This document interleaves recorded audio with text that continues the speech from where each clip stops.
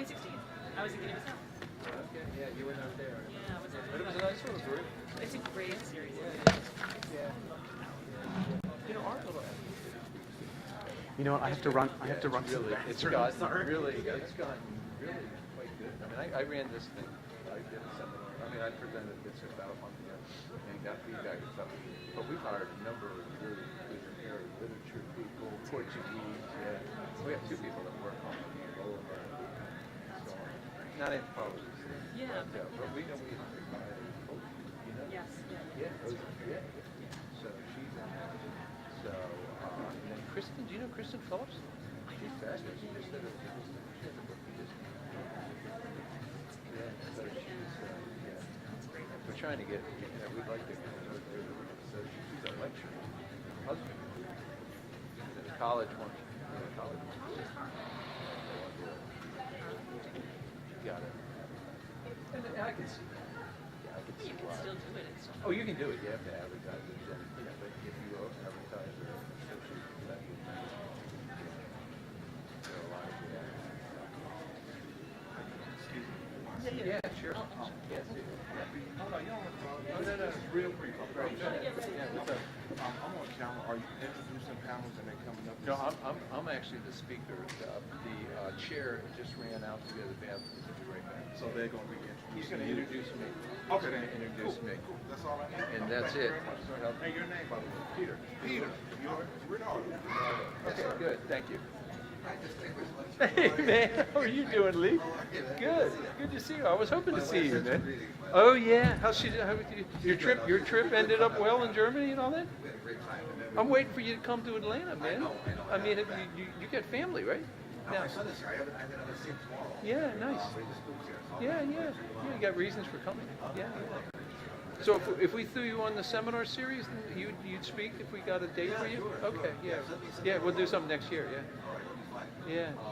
Absolutely. Good. I'll have to Good. Good. Probably good question. This is how I got interested in Somalis. Somali traders all over Baringa.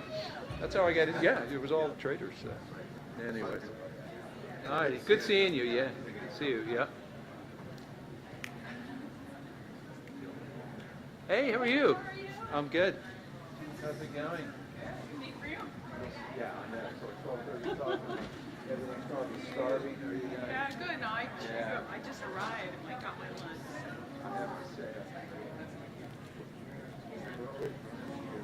Yeah. Well, especially when you're on the board and stuff, there's no there. That's very cool. Yeah, I know. I was thinking my little slot. You'll see how big it is. 81 slides from my dissertation. The story is don't ever throw anything away. Yeah, I mean, we're really. trying. I've got a piece in some little like everyday life in Africa that's around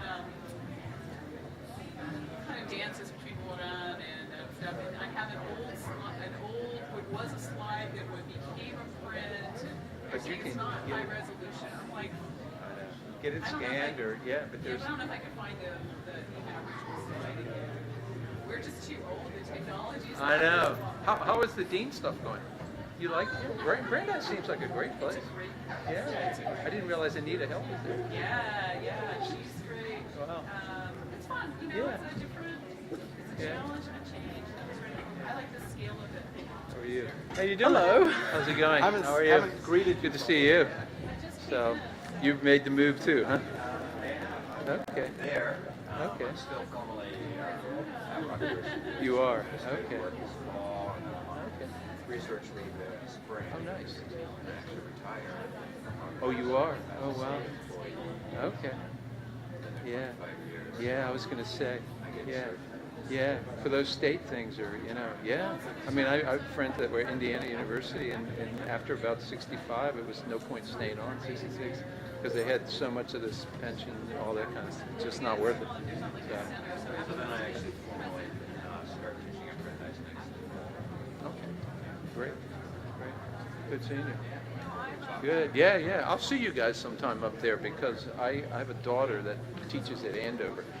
Yeah, we have a couple grandkids up there. So, yeah, so at some point I'll give you. I see your exit. It's Waltham, right? Because I come down 93 to Logan. Hey, Tom. How you doing? Good to see you. Good to see you. How are you? All's well? Good. Oh, we'll see. Yeah, it'll be interesting. We'll see. You'll see some of my old photos. So, yeah, from you haven't been back to Kenya anytime now, but you've been to Baringo. I remember you told me. Yeah, well, it's been pretty much destroyed because of the prosopis in that area. I mean, literally the whole lake swamp areas and stuff. Yeah, it's amazing. Yeah, that's what it's about. When green goes bad, this whole anti-desertification scheme they started in the '80s, which yeah. So yeah. Right. Oh yeah, Clement Greniers. Yeah. Let's see. Yeah. That's another story. That's it. They've got something other invasive up where they are, and up North Baringo. Yeah. This is prosopis. This was introduced. Prosopis juliflora. So nasty stuff. No. I should look at it. Yeah. I know. Okay. Yeah. Good. I'll sit right here then, my man. Okie doke. You got some water if you need it? Sure. I will have some. And then I guess you can throw that. How do I unmute that thing? Oh, is it up there now? I could throw we could throw this on if there's a. They'll put it on, I believe. Oh, okay. I think they'll do it. Yeah. Okay. Great. Let me start. So we're going to get started. Good afternoon, ladies and gentlemen. If you'd like to take your seats, we'll get going in a very short moment.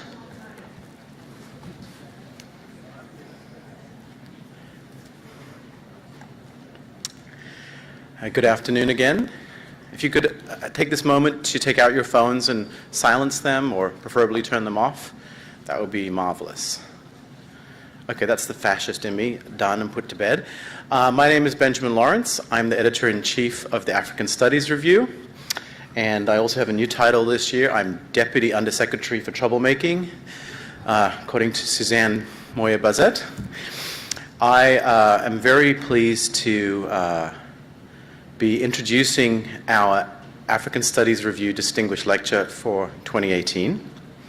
Professor Peter Little is the Samuel Candler Dobbs Professor of Anthropology and the Director of Global Development Studies Program at Emory University here in Atlanta. His research mainly has been in Kenya and Ethiopia and Somalia, where he has conducted a series of studies relating to pastoralism, informal trade, poverty and inequality, statelessness, political ecology, and development. His early research on East Africa showed that societies were not isolated from market and political economic forces, but rather engaged with markets globally, and, of course, subject to political agendas and pressures, revealing incipient class formation. This early research led to his first monograph, The Elusive Granary, Herder, Farmer and State in Northern Kenya, published by Cambridge University Press in 1992 and reissued in 2002.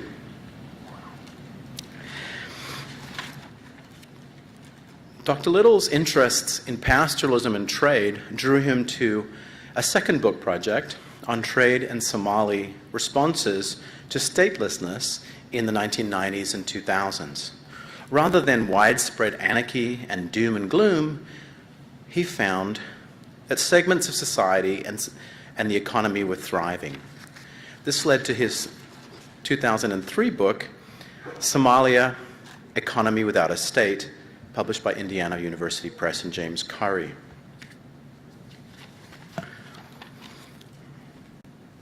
More recently,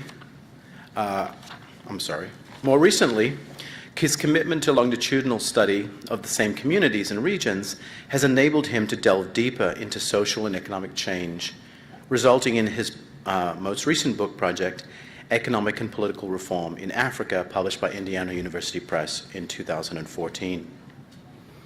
Peter is a deeply committed scholar, and he's engaged with training African studies and African students and collaborating with African institutions. He has received numerous awards and honors, including the John Simon Guggenheim Fellowship, a Choice Book Award, the Omari Talbot Book Prize, and the Albert D. and Elizabeth Kirkland Memorial Prize for Outstanding Original Research at the University of Kentucky. He has published more than 100 journal articles and book chapters, in addition to the 3 monographs I've mentioned and a number of edited collections. And it's for these and many other reasons that it's a profound pleasure for me to welcome him as our 2018 African Studies Review Distinguished Lecturer. Please join me in welcoming Professor Little. Thanks. So we'll throw this one up then, the slide. Okay, well, first I want to thank Benjamin for that very kind introduction and welcome everybody. I know I'm competing with lunch here, so including for myself. So bear with us here. I also want to thank the African Studies Association and the African Studies Review for the invitation and privilege of presenting this year's ASR Distinguished Lecture. Let me begin by providing a little context to the topic that I've picked today. When I was approached about presenting this year's ASR lecture, I was engaged in a field research project in Baringo, Kenya, where I've been working intermittently over the past 35 years. I told the ASR my theme for the talk would need to closely relate to my current work, which might be a bit more ethnographic and region-specific than previous ASR lectures. However, as I worked on the paper, I realized that it touched on several important larger themes in African studies that might be of interest to a more general interdisciplinary audience, which I hope is the case. The other underlying lesson for this for younger Africanists is don't throw anything away and always have your photos and so on ready, because you'll see some rather old photos that date me quite a bit from my early work. So I've written this paper because it's going to eventually, I think, be published with revisions probably in the African Studies Review. So to keep the timing going, I'm going to predominantly read on script. So let me begin. On a recent hot Sunday morning at Marigat, Kenya, I was asked by a local chief if I would meet with the Council of Ilchamas elders in a small settlement about 12 kilometers away. At that time, the area had just come out of a 2-year drought and was experiencing prolonged problems of violence and insecurity. As I bounced down a dirt road en route to the meeting, I prepared myself for the common but deserved community request for development assistance, especially for schools, health clinics, and roads. Upon my arrival, 5 elderly men sat on 2 wooden benches next to the chief's small office. The chief, who I've known for more than 35 years, gave a quick update of the area's 2 major problems. One problem noted was environmental, the invasion of the Prosopis juliflora plant, which has taken over many of the community's settlements in key grazing zones. The other was political, the violent attacks by a neighboring ethnic group and associated losses of valuable lands. Gesturing to the proliferation of Prosopis in the area into a nearby camp of internally displaced persons, he could easily and visually make his point. Instead of appeals for funding assistance, the elders had requested the meeting to inquire about publications and old colonial maps that could document the ethnic, so-called tribal boundaries in the area, so that they could build a legal case to recover their lands and hopefully halt further conflict. They said that they wanted to show that their larger neighbors were not abiding by the official boundaries of the colonial-imposed native reserves, in quotation marks, which at one time were a source of strong local contention in the area. In the past 15 years, the leader of the council already had been involved in 2 significant legal cases brought by the community against the government of Kenya, one associated with the introduction of the destructive Prosopis plant, and the other with political discrimination. The distinguished individual seemed aware that the Prosopis invasion and the violent attacks and associated land loss were intricately related. To place this recent encounter in historical context, it is important to note that environmental issues, especially concerns about soil erosion, overgrazing, and desertification, were fixations of British colonial officers throughout the dry areas of sub-Saharan Africa. In the colony of Kenya, Baringo was ground zero for negative depictions of environmental degradation and assumed African complicity, and for pilot schemes of environmental rehabilitation. Early accounts referred to the area as an overgrazing endpoint and an ecological emergency area. Adverse descriptions like these empower officials to intervene in local livelihoods, often through draconian measures such as population resettlement and forced labor for conservation schemes, a common theme in colonial environmental histories throughout Eastern and Southern Africa. Many of these narratives, often backed up by dubious Western science, endure into the post-colonial era. One with special relevance for this paper is desertification, the idea that human agency and mismanagement is advancing the desert across wide landscapes. Desertification is an extraordinarily difficult concept to define. What often is called man-made desertification has more to do with natural factors such as the heterogeneous nature of dry landscapes and the uneven pattern of rainfall, as well as misplaced policies. The assumed reality of desertification by national governments and international bodies spurred and continues to instigate a complex set of environmental experiments in East Africa, including using Il Chamas as a pilot desertification control site by the United Nations Environmental Program. In terms of interventions, the introduction of the invasive plant species Prosopis juliflora was the boldest and most pernicious attempt at curbing desertification in northern Kenya. One will note that the theme of Africa as a laboratory for Western science and practice has a long and tragic history, but still persists today with development experiments, biomedical testing, and I will suggest environmental experiments. This paper uses the example of a forestry project based on the introduction of Prosopis, often called mesquite in North America, to explore wider issues of significance to African studies, including the hegemony of Western science, human rights, political violence, and growing contestations over land. It will be argued that a focus on this thorny plant exposes a range of prickly political, social, and humanitarian issues that are difficult to disentangle from each other, but that need to be understood against broader struggles for political representation, resources, and cultural identity by minority and indigenous groups in Kenya and throughout Africa.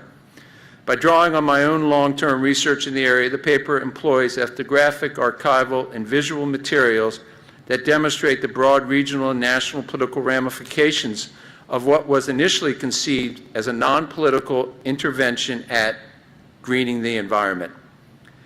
An unknowing witness. Let me start here by providing a very brief overview of the Il Chamas community, a Mau or Maasai-speaking group of about 40,000, where the Prosopis tree was introduced in the 1980s. The history and ethnography of Il Chamas are documented and detailed by David Anderson, Michael Odhiambo, and myself. I will not attempt to summarize these materials here, but only to note that for a relatively small group, they have a complicated age and clan system and a long-standing dependence on government assistance for resolving inter-ethnic conflict, both colonial and post-colonial. Concerns about environmental degradation took on momentum in the post-colonial period in Kenya. As part of a national effort to combat desertification and improve the management of fuelwood, the United Nations Food and Agriculture Organization, FAO, in partnership with the Forestry Department of Kenya, initiated the Fuelwood Afforestation Extension Project in 1982 with sites in rangeland areas of Turkana, Garissa, and Baringo counties, Kenya. Because of its ability to grow fast and withstand arid conditions, the Prosopis tree was the main species promoted. In lowland Baringo, tree planting did not begin until 1983 and 1984. The World Food Program made available food to employ about 1,000 workers on a food-for-work basis for tree planting. Unwittingly, local laborers were planting a tree that would eventually wreak havoc on their own livelihoods and the area's ecology. The planting of prosopis at the time was not considered controversial, although there was evidence from Sudan and Ethiopia around the same time of its potential harm to environments if it spread widely. One elder who recalls the negotiations with the project in the 1980s remarked, "The people trusted the government, so we supported the project. When the government brings a project, you do not expect it to bring you harm." As a plant, prosopis not only grows fast and tolerates arid conditions, but it also fixes deep root systems that compete for water with indigenous trees and grasses, as well as sheds leaves and pods that are unpalatable to livestock without extensive processing. Between 1984 and 1999, I visited the El Chamas area on 6 different occasions for periods up to 4 to 5 weeks. When I first returned in summer 1984 after my dissertation, many of the pilot plots had just been planted or were in the process of being planted. For the next 3 years, the project was perceived as a success and was renewed for another 3 years in 1986. When it finally ended in 1990, about 740 hectares of prosopis had been planted in the area. Let me now briefly show a map and a few photos of the initial planting. Is this going to work? I see it, but I don't think anyone else. Okay, yeah. So this is just a map of Lake Baringo area and gives you a sense of where it is relative to Kenya, northwest Kenya. This is a map that was done in 2005 that just shows you around the lake area the amount of prosopis invasion in that area. Okay, and it's spread much, much more since then. This is 1984, the Food for Work program, women of course, doing the work, planting trees outside Marigat, Kenya. This is one of the pilot plots in 1984, and if you pay attention to a metal roofed cattle dip in the back, you'll see, there it is on the bottom, that's the prosopis. This second picture was taken in 2004, and as I'll discuss, I rephotoed all the different landscapes of the area. Okay. Now, okay, good. Okay, in reviewing my field notes of June 1989, little mention is made of the forestry project, except to note in Nambo, the largest settlement in El Chamas, and I quote myself, the FAO project has planted some very impressive tree areas that are fenced off. In a field visit 8 years later, however, my notes mention the spread of the plant in that, I quote, there does not seem to be much open swamp grazing now. The seasonal swamps are key elements of the pastoral ecology of the area. During that summer of 1997, I interviewed a senior El Chamas leader near his house where he remarked about the cool shade and breezes that the prosopis provides. Only 6 years later, he was one of the main initiators of the Eradicate Prosopis movement and a signatory to a lawsuit against the government. The spread of dissent. By 2000, the prosopis issue had become a concern to the community. The unprecedented El Nino floods of 1997-1998 led to a rapid spread of prosopis.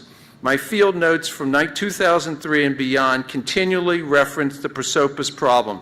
In June 2004, I write, the El Chamas, complain about nowhere to graze cattle because there is no grass due to prosopis trees. I would say that more than half of wetland grazing had been removed due to prosopis tree encroachment. In 2002, local leaders wrote a letter to the UNFAO demanding that it eradicate prosopis or they would sue them. By 2003, they bitterly complained in interviews about human infections caused by the sharp thorns, continued loss of valuable pastures, and the harmful effects to livestock from consuming its sugary pods. With the decline in President Daniel Arap Moi's power, who was from Central Baringo in the early 2000s, pending his retirement in 2002, the community was emboldened to seek justice. The government, however, was trying to dilute tensions over prosopis by publicizing its potential benefits to the community, including improved supplies of fuel wood, reduced aridity in the greening of the area. During the first half of 2003, there were numerous meetings between the Forestry Department and the El Chamas community to seek possible solutions.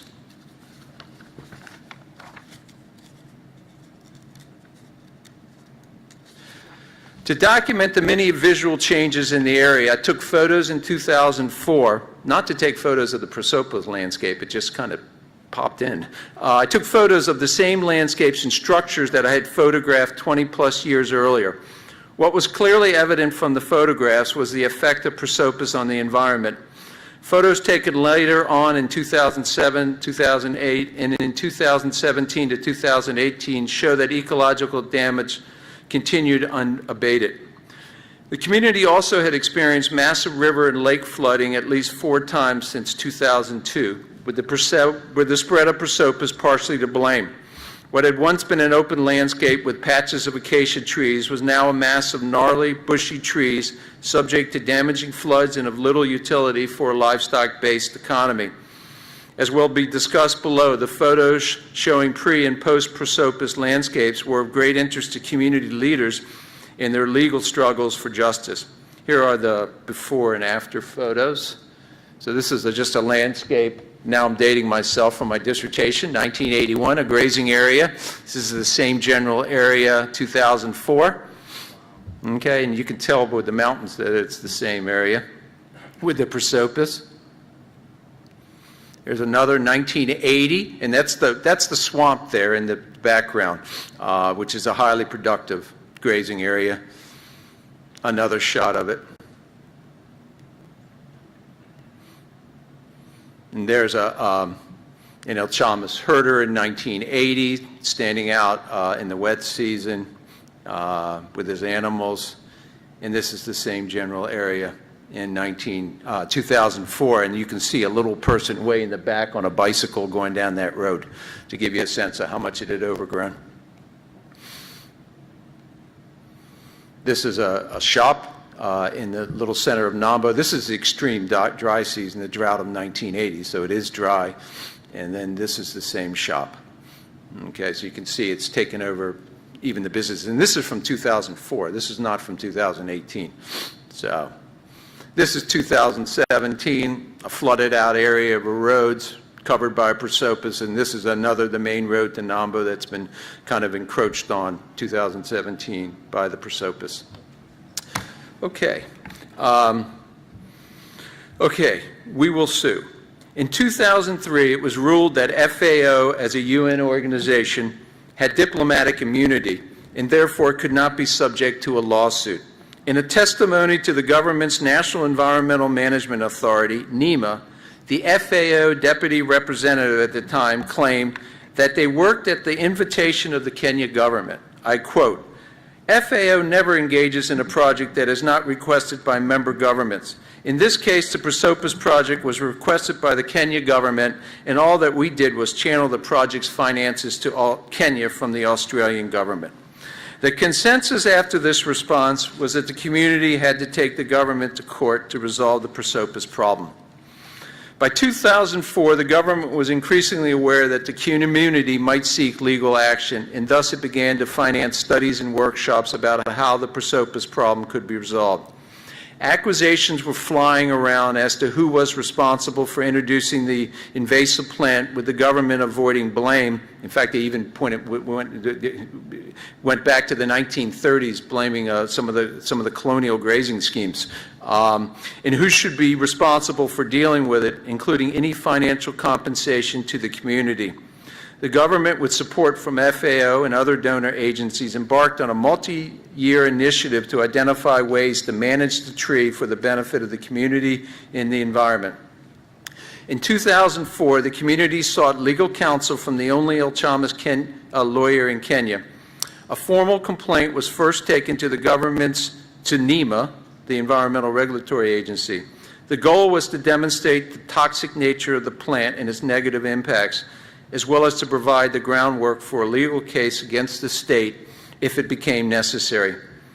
Following a lengthy deliberation, NEMA recommended that Prosopis be declared a toxic weed under the Kenya's Noxious Weeds Act and that it be eradicated. However, the government's position still was that Prosopis was bringing benefits to the area. The government did not implement the actions recommended by NEMA, leaving the community with few options but to sue. With the support of a non-government organization, NGO, the El Chamas lawyer and his firm formally brought the case against the state in early 2006. It sought several actions from the government, including acknowledgement that the government was responsible for the harm done to the community, for eradicating the plant, and for compensating the community for damages. During an interview in 2005, the senior El Chamas chief requested copies of my photos for the case, which I obliged. Later that year, I also copied the photos for another signatory to the case, in this instance, an El Chamas graduate student who was to serve as an expert witness, and there were many more photos than what I've shown. The subsequent judicial hearings became national and international news as the country's second smallest ethnic group took on a government that only 4 years earlier was forcefully led by the area's elected MP, President Moi. The Prosopis issue became so hot that the National Parliament debated it for 2 days in July 2006 and declared that the government would make available 3 billion Kenya shillings, US 46 million, to rectify the problem. One BBC story at the time, British Broadcasting Company story at the time, described how, I quote, when the plant was introduced to Kenya 20 years ago, it was supposed to stop the deserts in their track. But 20 years later, it became a nightmare for residents of Kenya's drylands. Dressed in their customary red cloaks and elaborate beaded jewelry, many El Chamas from Baringo attended the Nairobi court hearings. One day, a toothless goat was brought to court to show how consumption of Prosopis pods had damaged their livestock. The national and international media were drawn to the case, especially the spectacle of a toothless day in court. One Kenyan news surface stated that, I quote, standing before 3 distinguished judges in court yesterday was a toothless goat, said to be a victim of a weed gone berserk. Its owners braved a 4-hour dawn chill covering more than 300 kilometers from Baringo to Nairobi to present the unusual exhibit in court. At play in accounts like this was a tongue-in-cheek mocking of El Chamas culture with its toothless goats and customary dress. When I asked an educated El Chamas leader about some of the comical portrayals in the press, including editorial cartoons about the goat in court, the individual remarked, "The goat in court has been good because it gives publicity to the court case." So here's just a media photo of the infamous court, the woman in the back with the toothless, and there's the headlines, "Toothless goat in court in case over harmful wheat." Okay, in their complaint to the court, the legal team argued that the government had violated international human rights and environmental laws by denying the community the right to live in a healthy environment and by spoiling the area's biodiversity. They noted that the government had breached the international conventions on biodiversity and environment in development and that their right to a clean and healthy environment is being breached, and I'm quoting from the legal case, being breached by its unabated spread of Prosopis. In the words of legal anthropologist Michael Odhiambo, the execution by the El Chamas that linked the negative effects of Prosopis on the environment to breaches of the constitutionally guaranteed rights to life and property, as well as the fundamental principles of environmental law and international conventions. To make matters even more interesting, the defense lawyers for the government took a similar tack of drawing on international protocols in their arguments. According to the defense, Kenya was a signatory to the UN Framework on Convention on Climate Change in the Kyoto Protocol. They claimed that reversing desert-like conditions through the introduction of Prosopis was consistent with clean development. From the government's position, Prosopis can be used in a positive way to sustain development, control climate change, and reduce greenhouse gases in the atmosphere. The judges in this case were not convinced of the government's argument. On December 11, 2007, they ruled in favor of the El Chamas community, sparking a community-wide celebration. According to the ruling, the government should be held, and I quote, accountable for the damages caused by the introduction of Prosopis juliflora to the region, and immediately form a commission of experts under terms of the court to quantify the damages and costs to the El Chamas community. It was soon apparent, however, that the court orders were not going to be implemented. The only meaningful action taken by the government was to classify Prosopis in 2008 as a noxious plant, which meant that strict regulations on charcoal exports could be lifted from affected counties. The government continued to look at a range of the uses of the so-called devil bush. The findings of most studies, however, point to management of the plant as the only viable alternative, even though most El Chamas are very skeptical about this. One elder complained, "It is very bad. It is in the swamps. The pods are very sugary and hurt our goats' teeth. This talk of management is just a small thing." Another individual explained, "We have seen the bushes grow very fast. The government says it's too expensive to eradicate, so we must learn the management. That is not possible. We need total eradication." Charcoal making and sales is a set of income-generating activities that Prosopis provides. However, for many El Chamas with their pastoralist legacy, charcoal making is a culturally inferior activity, and even to this day, several families want nothing to do with it.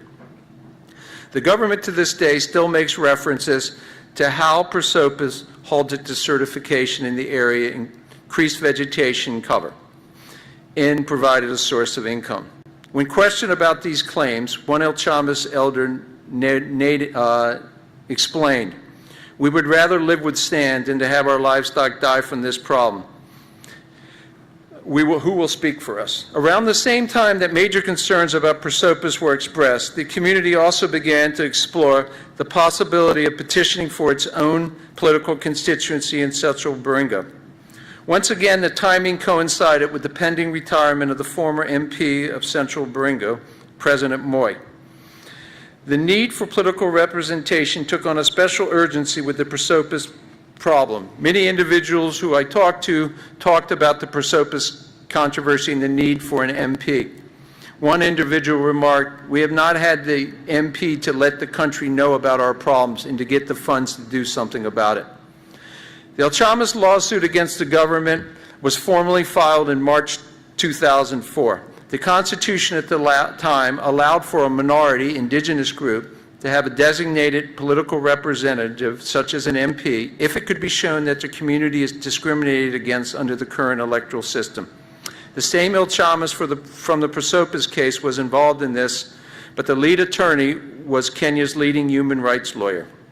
The legal team argued that the El Chamas should be granted an autonomous political constituency to elect their own MP or be designated an MP under the Constitution. Despite political pressure, the judges ruled in favor of the El Chamas petition and directed the elected commission of Kenya to allocate the El Chamas its own political constituency when new ones are created in the future. Once again, national and international media covered the court case with the headlines of one BBC News story noting, "Nomads win historic ruling." And here's just a couple photos from the celebration. This you can see March in February 2000, the El Chamas Thanksgiving Day. And then again, another photo taken in 2007. So similar to the Prosopis case, this judicial ruling also was never implemented. And even when new political constituencies were created, the community was not allocated one. To quote one Kenyan journalist, "The quest for justice for the minority El Chamas community in Baringa seems to be a pipe dream, as two landmark rulings in their favor are yet to be implemented." When interviewed at his Nairobi office after positive rulings, the El Chamas lawyer lamented, "In Kenya, it is one thing to win a ruling and another to actually get something done. We won in theory, but in practice, still no commission or constituency has been formed. We are a marginal group, and no one listens to us, even when we win our cases." Beyond the Nairobi courts and legal grievances, conflict and insecurity in the Baringa region increasingly occupied the attention of the community. And these problems are not unrelated to the legal struggles of El Chamas. Livestock raiding had always been an issue in Baringa, as it is throughout the region, but it reached a new level in 2005 when 12 El Chamas were killed and more than 2,000 cattle taken in one attack. This was a tipping point for insecurity in the area. The scale of the attack was unprecedented, as was the occupation of Il Chamas lands by neighbors. Many Il Chamas leaders felt that it was not a coincidence that it happened soon after they bought a legal case for political representation. Some powerful people do not want us to form our own constituency, said one community member. The Prosopis problem has direct links to increased insecurity in the area. The best remaining Prosopis-free pastures are now in the eastern rangelands of the area, bordering larger neighboring communities. Despite the insecurity of the border zone, it is where many herders must now move their animals to graze, which elevates the risk of attacks. I quote an interview here. "It is terrible, and we need our own representative to protect us. We need to stop the encroachment, and this will only happen if we have support of government and a representative. If we do not put a stop to the insecurity, we'll continue to lose our land, and pastoralism will be finished. But if we can have an MP, we can stop the Kalenjin Pokot from taking our areas and killing our people. We can also get action on the Prosopis problem." Deadly conflicts between Il Chamas and its neighbors have occurred in almost every year since 2008, and by the late 2000s, Il Chamas youth were armed with weapons, mainly Kalashnikovs, AK-47s. In contrast to the past, these raids entail burning houses and schools, terrorizing women and children, and adjusting ethnic borders, a form of boundary marking through violence that Charles Tilley wrote about with regard to state-making in Europe. This form of political violence has characterized much of northern Kenya for the past 40 years, but only reached the Il Chamas area in the past 10 to 15. It was at this time that I would argue Central and South Baringo became part of northern Kenya, a region less defined by geography than by weak state authority, intermittent presence of army forces, multiple parties who control violence, and the arming of local communities for defense. In this sense, what I call the AK-47 boundary line has moved markedly south than Baringo over the past 20 years. The insecurity in the area, as well as the Prosopis issue, is embedded in vicious local and national politics that leave Il Chamas increasingly vulnerable. Land is in short supply and heavily contested in Kenya, and land-based conflicts have occurred throughout the country since the 1990s. Large-scale geothermal energy sources have already been found in Baringo County, and rumors of oil potential, which is currently being exploited in the border county of Turkana, make the stakes for control of land even higher. Although on the periphery of Kalenjin politics, Pokot are still part of the larger Kalenjin community, which President Moi was from, and both Kenya's Vice President, William Ruto, and Baringo's County Senator, Gideon Moi, the son of the former president, are Kalenjin with noted presidential aspirations. Despite claims to the area, they and their elected counterparts have done little to stop the land invasions and insecurity. Consequently, many Il Chamas have been displaced and are now staying at an IDP camp or with relatives in the area's central and western villages. Since 2006, displaced families have been able to move back to their home every 12 to 15 months before another large-scale attack, but current displacement appears more permanent with the IDP camp already in existence for more than 1 year. Moreover, Il Chamas elite have begun to move and build homes outside the area to avoid insecurity, representing a significant loss of political and investment capital for the community. And here's a shot of the IDP camp in 2017 at El Dume. Contrast that with the celebration 9 years earlier.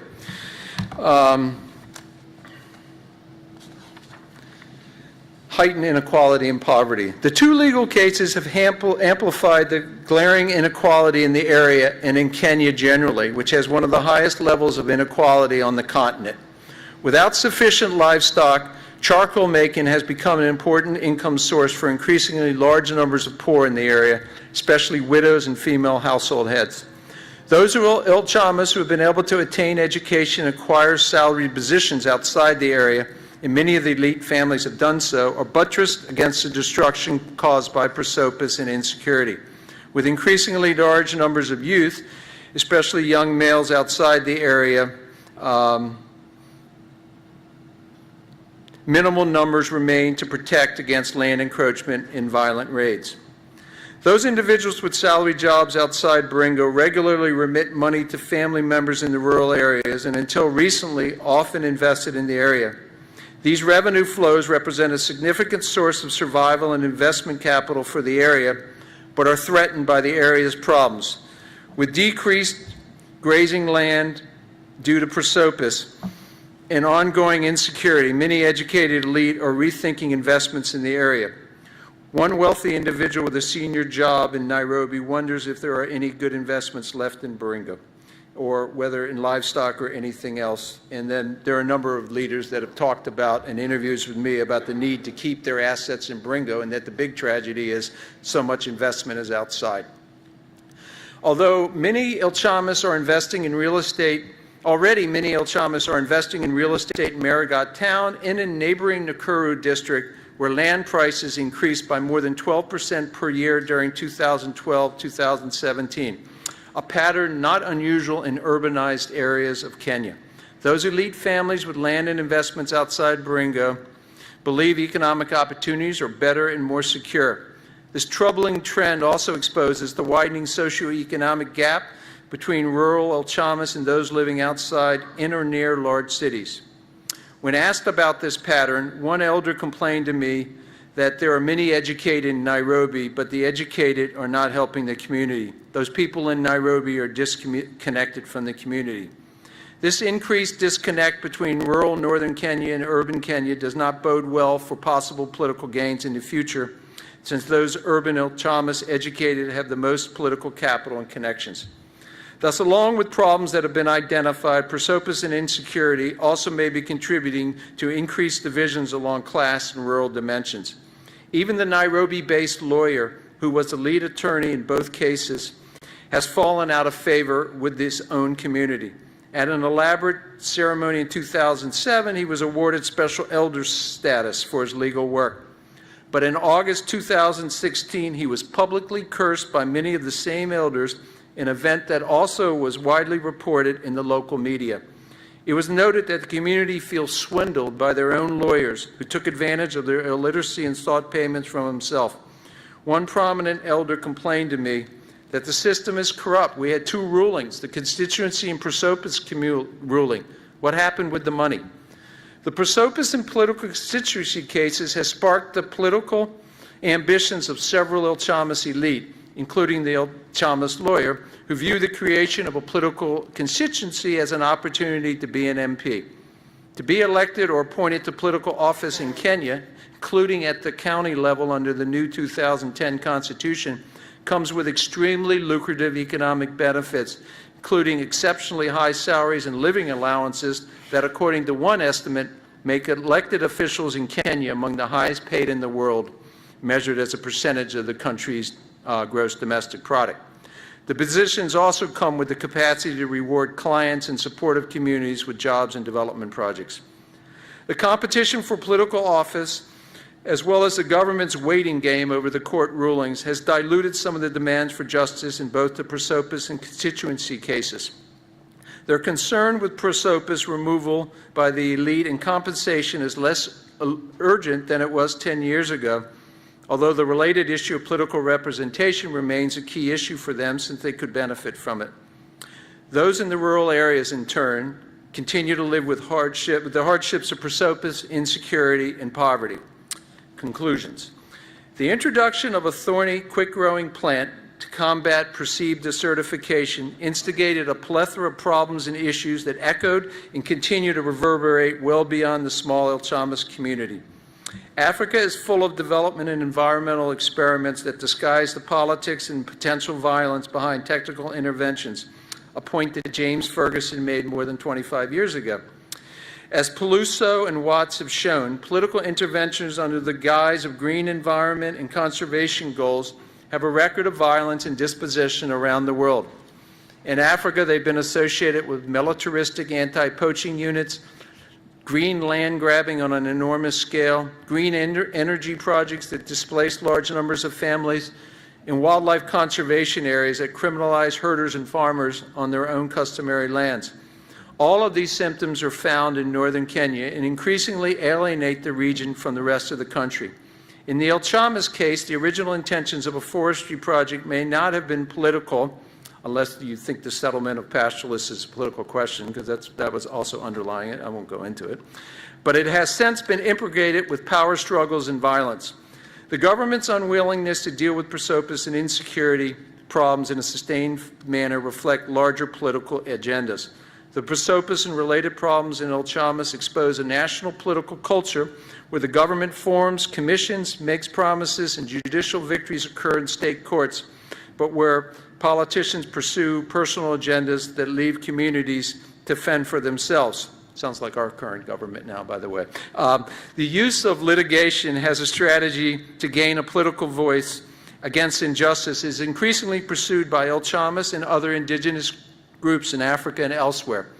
In Kenya alone, more than 15 indigenous groups have sought legal recourse for their own political constituencies. Odiama points out that the increasingly litigious nature of El Chamas society reflects a wider trend in the use of legal instruments by indigenous minority communities around the world. He references the Komarov's concept of lawfare and how many indigenous groups increasingly pursue their political and economic goals by relying on courts, often with support from NGOs and activists. The use of lawfare by El Chamas as a political tactic provides a glimmer of hope in purpose for the community, although the strategy so far has failed against prevailing political and economic interests. In the Kenyan context, courtroom victories and sympathetic journalists and activists have not translated into meaningful responses for minority indigenous groups. Finally, the frequently heard narrative of Africa Rising mainly captures urban areas in this case, and as this paper suggests, highlights the increasingly wide differences between rural and urban Kenya associated with increased inequality and discontent. This is especially the case for those who have benefited little from the economic and urban growth that has taken place in Kenya as well as in other parts of Africa. In the past, much innovative research in Africa focused on what has been called rural-urban linkages and the very strong social and economic linkages between town and country. The concept of African families with one foot in the rural sphere and one foot in the city, which described Kenya very well for much of the post-colonial period, I suggest seems less applicable today. As one salaried El Chamas worker in Nairobi boasted to me, 1 month's salary or payment from a real estate investment in town can buy the equivalent of 20 cows. So why do I need to invest in rural northern Kenya? Pushback in the form of armed banditry, violence, and political discontent from northern Kenya, as well as other dryland areas of eastern and western Africa, point to humanitarian and political stability factors for why investments and attention to these regions is warranted. Thank you. We're about 50. Thank you very much, Peter, for that enlightening and really riveting story. I would like to apologize for the disruptions during the speech to you and to the audience. We're trying to deal with that. It's nothing like the experiences of the El Chamas, but it's, of course, very disruptive. Never noticed it. Oh, well, I'm glad to hear that. Oh, really?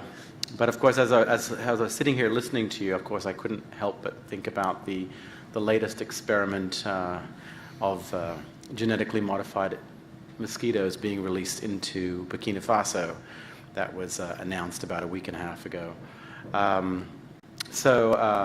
Indeed, it's, your story is situated very much within a long African narrative of us as the continent as a site of experimentation. Peter's very kindly agreed to take questions. We have until 1:30. For those of you who would like to ask a question, I could ask you kindly to step forward to one or either of the microphones on the left or the right aisle, and we'll take a couple of questions, and then I'll give Peter an opportunity to respond to those.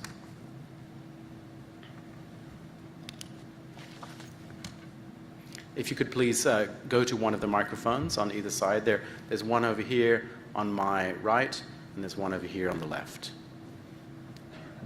And if you could please identify yourself before you ask your question.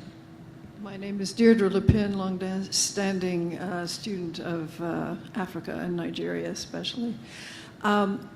This is a lighthearted question. Having just paid $1,000 to remove a mesquite tree from my yard in Arizona because the roots were too shallow and the tree was knocked over by wind, I wonder why they chose the particular variety of mesquite that we see, the bushy, low type that we see in your photographs. Right. Okay. Well, let me quickly answer. There are multiple species of mesquite, and some of them do not spread the way Juliflora does. So I don't know what subspecies you had there, but the one that they planted is a very fast-spreading Juliflora. There are other places that have other types of prosopis that are not that. So. Perhaps you could just shed a little bit of light Let on. me just, I guess the other comment is they wanted green cover. I mean, that's it. I mean, foresters would show you Landsats and say, look, it's red. And you're saying, look, there's no livelihood here. I don't care whether your Landsat photos and your images are showing up with red vegetation. Look what's happening to the area. So, any other questions? Yes. Hi, I'm Bill Mosley. I'm in geography at Macalester College. So thanks for an interesting talk. It's very clear who the losers are from spreading prosopis. Could you elaborate a bit more on whose interest this serves? It sounds like the Forestry Service, perhaps, but I guess I'd like to get a better handle on the political economy that's, who's benefiting from the process. Right. Yeah. As I said, two other counties it was introduced in, which are Turkana and Garissa, and they're much larger counties. And although it's spread quite a bit, I mean, I have friends in Malindi on the coast that are telling me some of the mesquite, I mean, some of the prosopis from the Tana River has actually moved into Malindi district and all of that. I think all three of those, including Baringo, are pastoral areas that have been seen as problematic. I had a government official, Shama civil servant in the end, just this past summer when I was interviewing, saying, well, you realize the overall agenda was to settle these people, to settle as much of northern Kenya, including Turkana and others, by making mobile pastoralism more problematic. And so, I mean, all you historians here probably know, I mean, the state has had an antagonistic relationship with mobile populations throughout the world, including in our country. So, I mean, that is a narrative. And the fact that they could do pilot projects, they weren't going to do, or, seen as relatively remote where they could do this. But I think there's a lot of international donor money floating around for green projects and things like that. So I think this is one that just went out of control. And like I said, it affected such a valuable piece of real estate, the swamps, the wetlands in that area, that it's had much more noise than you've seen in Garissa, which is the Somali area, or the Turkana area. Now, I don't know if you know Ethiopia well, but the Afar River Basin has probably the most infected area in all of eastern and southern Africa with prosopis. I mean, tens of thousands of square, of hectares have been taken over in that area. And the Afar and the Ethiopian Highland government has had a long tension. So again, so I don't know if that answers fully your question, but yeah. Thank you. Hi, my name's Tom Bassett, geography. I know you. University of Illinois. Peter, thanks for that compelling, depressing narrative. When the ASR publish it, it's going to be, I think, a political ecology classic. I wonder if you could, I have two questions. The first has to do with the Chamu's livelihood strategies at this point. If pastoralism is becoming increasingly difficult, what are they doing in terms of, are they diversifying into agriculture? Are they becoming agro-pastoralists? And the second question has to do with the sort of the biophysical effects of Juliflora on the landscape, right? I mean, you mentioned that it's a water sucking plant, how has that affected the other vegetation and wildlife, the biodiversity, basically, issues that, given the Baringo's reputation as being a birder's hotspot, for example, you know? Right. Yeah. Can I just add a little bit to that, Yeah. actually, if you don't mind? I couldn't help, as an Australian, when I overheard the reference to Australia and the FAO, I'd just like to know a little bit more about that and how it might, how this sort of might situate also within the introduction of eucalyptus, another incredibly invasive species. Right. Well, I'll answer your second one. It was easy. The forester was Australian who introduced it, and the government of Australia, Australian Aid, and that was debated in Australia back and forth whether they could be held accountable and so on. And Well, they again, can be held had- accountable for children in detention in prison camps, so Right. trees are totally off Right. limits. So the forester was an Australian under the project. That's and terrible. they had funding from that. Your question, Tom, is that, yeah, it has, and I don't think there's any really good studies. The indigenous acacia trees have been hammered, and those are areas where, you know, where a lot of bird life and so on were. Zebra in the area, grazing areas have been really affected. Tourism is not doing real well in Baringo right now. Insecurity, and they had some massive floods, which really hurt the main tourist facility. So it's not been a big deal, but it's definitely had. The other story you hear is that tsetse fly is now increasing in the shaded areas, and malaria, mosquitoes, and things like that yeah, I mean, even the Amolgit ceremonies, which were always held, these are traditional Maasai age-set ceremonies, were moved to another area away from the central part because of the amount of prosopis in the areas where they do their traditional ceremonies and so on, camps. So. Sandra Yorman, University of Richmond.